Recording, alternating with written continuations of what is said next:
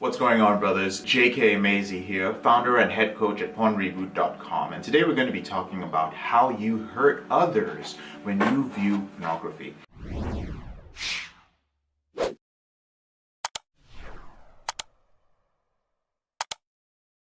Now, there is a prerequisite to actually getting through this video without getting too defensive or without getting pissed off. And that is accepting the fact that we may have told ourselves some stories about how our behavior, our very pleasurable behavior with watching pornography, does not hurt other people. That's the only thing I want you to be open-minded about as you move forward, because it is quite natural to feel defensive when you hear that something that you enjoy, something which relieves stress for you, something which is your only outlet for sex, might be hurting other people. And you might already be going like, okay, I'm defensive about whatever JK is going to talk about because it sounds like he's going to make me feel bad about something. That is not the case. This video is not about making you feel bad. It's about helping you realize that this thing that you have a compulsive behavior with not only creates victims out there in the world, but it makes you a victim yourself. And you can take this information and do what you want with it. Now, brother, whether you say that you have never paid for sex, whether you say that you have never paid for pornography and you only watch free pornography, whether you say that you have never sexually assaulted anyone or you've never done something illegal sexually, I want you to know that when you view pornography, you are hurting somebody. Your behavior with pornography has hurt somebody if, one, you watch pornography at all, whether it is free or paid. Number two, if you pay for sex, especially if you pay for it legally or illegally. Now, I will add one caveat here because there's a new area that's developing that I'm not sure about. But my intuition is that it's eventually going to fully fall into the category of paying for sex. And that is the sugar daddy dating game, where women online look for a man to support them financially. In some cases, it's not for sex, but in many cases, it is for sex. And the primary motivation is money for the women, and the primary motivation for the men is sex. So I know in society that falls within a very kind of gray area. But when we go back to traditional escorts and prostitutes, if you are paying for sex, then you are hurting others. And I'm going to talk about that in a little bit. If you are breaking commitments to friends, to family, to your career, to your business, because of your sexual behavior and because of pornography, you are hurting others. If you are making, or if you make your sexual satisfaction your number one priority, you are definitely hurting others. If you are missing meetings, if you are canceling meetups with your friends, if you're making all the major decisions in your life based on whether you're going to be sexually satisfied or not, then you're definitely hurting other people. So if you're that kind of guy who's just like, oh my God, there's access to sex, it doesn't matter whether you've had sex yesterday or the week before, but sex is involved in this, and sex becomes your number one priority, even if it has to do with going to a business meeting, going on a trip with friends, moving to a particular area. It's all about, well, how much sex can I get in this area? Then you are definitely hurting others. And finally, if you don't take care of yourself or your family because of your behavior with pornography or your compulsive behavior with sex, you're hurting other people, right? If you don't take care of yourself financially because you spend an inordinate amount of money on escorts and strippers and OnlyFans and chat sites, you're hurting yourself, you're hurting your family. If you are spending a lot of time on pornography, whether your excuse is I'm addicted, whether it is I need it to de-stress, whether it's I don't have access to sex, my wife isn't having sex with me, so I gotta watch pornography, whatever your excuse is, if it is taking up time which could be spent with your kids, time which could be spent with your wife, time which could be spent on your finances or taking care of something that's a priority in your life. If you're not doing those things because of your preoccupation with pornography and your sexual behavior, then you're hurting others. Let's first talk about paying for sex. The most important point that I want to get across in this video is that paying for sex fuels the demand in sex trafficking. And here's how this works. Now you might be like, well, JK, I just once in a while I pay for sex, or paying for sex is legal in my city, whatever the case may be. I'm fully aware and I understand the argument as to how prostitution came about, how it is the oldest profession in the world next to sales. I understand all those things, but I also think it's important to understand that these days there are a lot of women, men, and children who are needlessly suffering because of the prevalence of high-speed internet pornography.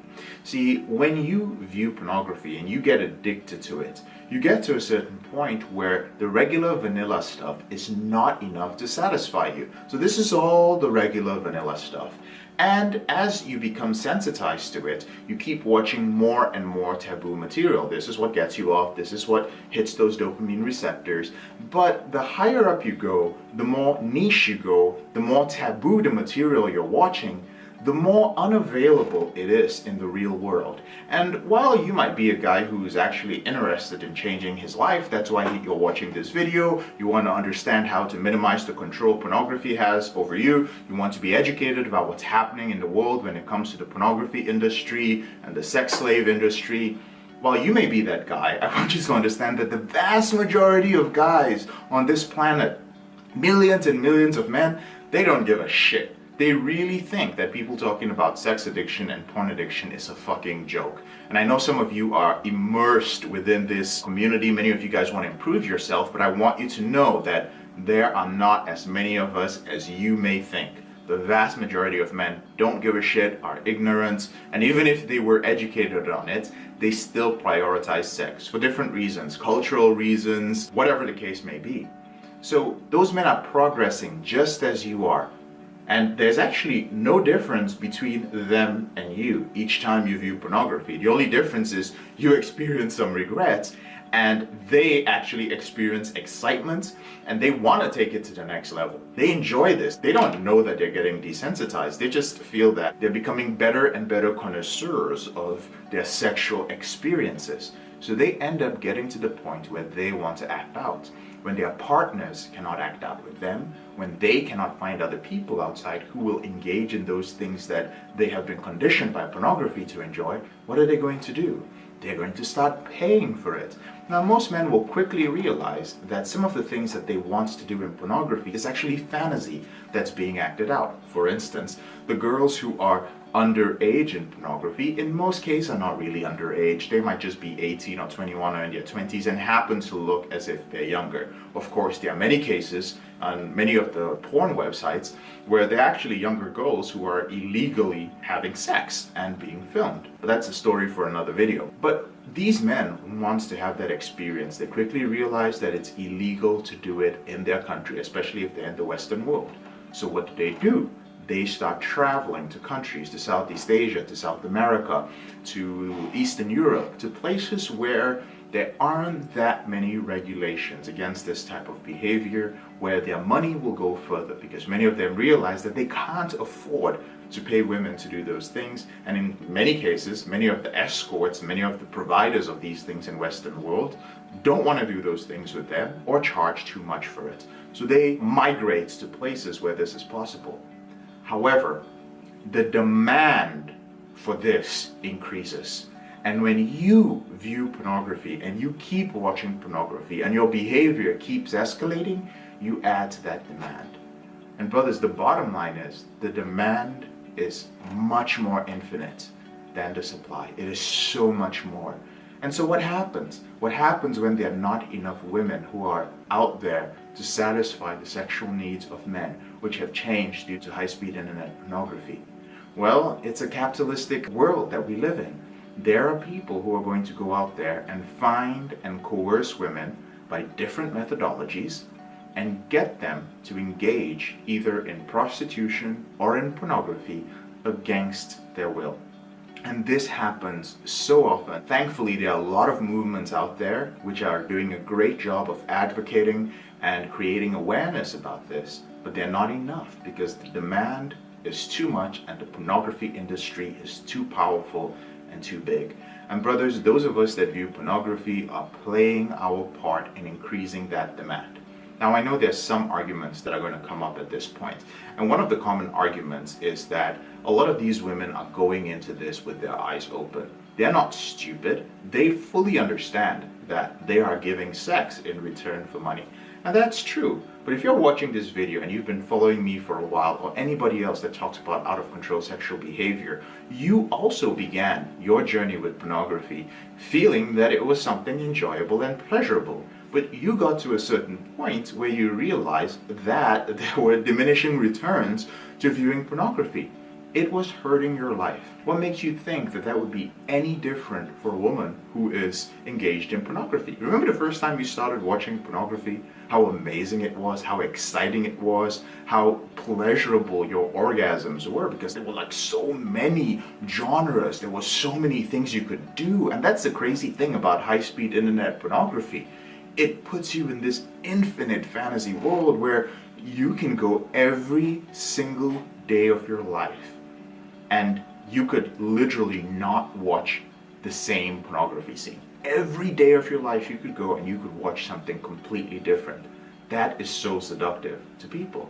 And women feel the same way, right? You think about it, there's a young woman who is exposed to this thing, and she's invited on a casting call or whatever, and she realizes from a friend or from a boyfriend or somebody who meets her that she can make a little bit of money doing this. Now, this is a woman who's been conditioned to believe that her value comes from her beauty, her body, her vagina. So she's like, you know what, let me try this out once, okay? Doesn't mean that she's screwed up her life or it's the end of the world. Maybe she has sex with people, she's had sex with multiple partners, she's comfortable with her sexuality, and it's not a big deal. She goes for this thing. There's a cute guy, there's an attractive guy, there's a nice guy, there's a professional guy, whatever the case is, she gets filmed and she makes some money. And she's like, you know what, this isn't bad. I don't feel any shame, I don't feel unworthy. In fact, in many cases, I feel empowered because I had sex with somebody. I felt great about it, and I was told I was sexy, I was told I was attractive. I went and watched the videos and guys were saying how hot and how sexy I was, and I liked that kind of validation. And so she decides she's going to do it again and again and again, much like you decide you're going to watch pornography again and again and again because it makes you feel good. But what happens over time? Over time, she might realize that, hey, you know what, it's also diminishing returns. I am making some money, but at the same time, I'm not moving forward in other areas of my life because I've become so dependent on this way of making money. This doesn't require that much effort, let's say intellectual effort. I'm sure there's a different type of effort that goes into sex work. And so she may realize that there are diminishing returns. She may work with people who end up hurting her. She might end up being in an environment where she's exposed to certain different things like drugs. She may not like the changes that are happening to her. She may start facing stigma in society when people start recognizing her, when health providers won't work with her, when she has mental health issues which may or may not be related to her sex work. And she realizes that she's not taken seriously because of those issues. Well, it was your fault. You wanted to go and get fucked by a whole bunch of people, right? And so she decides that she's done with that and she wants to get out of that.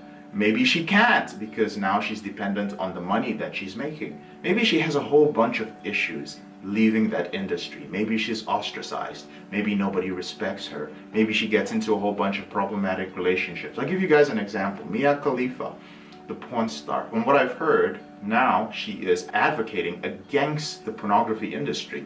And a lot of people are coming out and saying things like, well, she went into that industry with her eyes open. JK, there are videos of this woman saying that she enjoys sex and how much she enjoys it. Listen, there was a time when I wanted to be a porn star, when I enjoyed sex so much, I enjoyed pornography so much. I was like, man, this would be a great part-time gig. Like, this would be fun because I enjoy sex. And if you spoke to me in those years, I would be as passionate about pornography as I am right now when it comes to helping men end their out-of-control sexual behavior. That you'd be like, wow, JK, you have two completely different points, but you are as passionate and as enthusiastic about pornography years ago as you are against compulsive behavior right now. But that was the way I was, and people changed. And I think once we understand that people can change, people's experiences can change, and what we see on a screen or what somebody says years ago is not a reflection of who they are today. And I think one of the things we're not doing is we're not taking time to pay attention to actually what is happening in our society. And it's difficult to do so when you're addicted to pornography. Why? Because when I was addicted to pornography, I was selfish. only cared about myself, only cared about my sexual satisfaction. I didn't give a shit about what was happening to the women. The same thing showed up in my relationships with women. I didn't care. All I knew is that I wanted to bust a nut, and that was it, and she could fuck off.